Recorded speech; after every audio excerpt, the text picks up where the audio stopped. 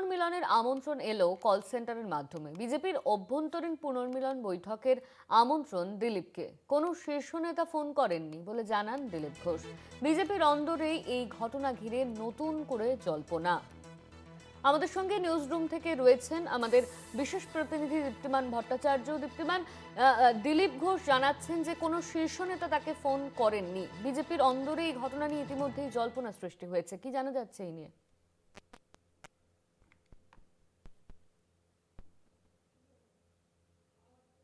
পুরো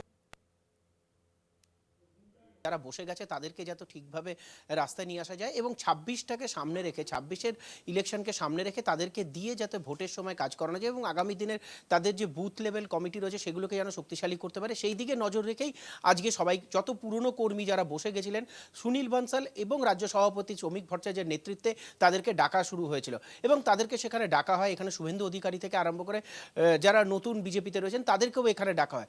কিন্তু প্রশ্ন হচ্ছে যে দিলীপ ঘোষ আজকে কিন্তু এখানে আসেননি।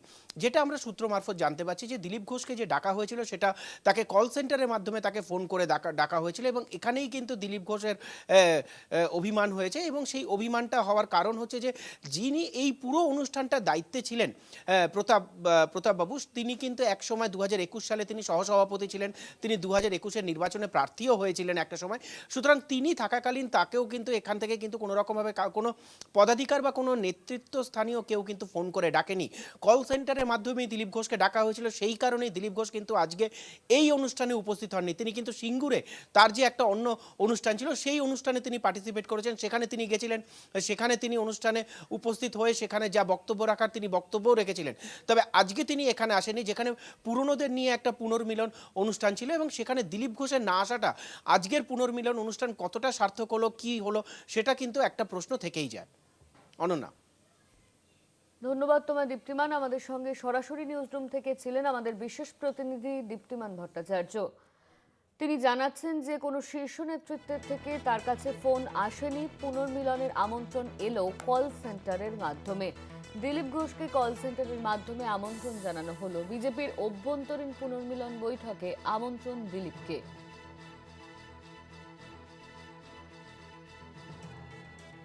কোনো শীর্ষ নেতার ফোন আসেনি জানান দিলীপ ঘোষ। পুনর্মিলনের ডাক পেলেন কল সেন্টার থেকে। বিজেপির অন্দরেই দিলীপকে ঘিরে নতুন জল্পনা।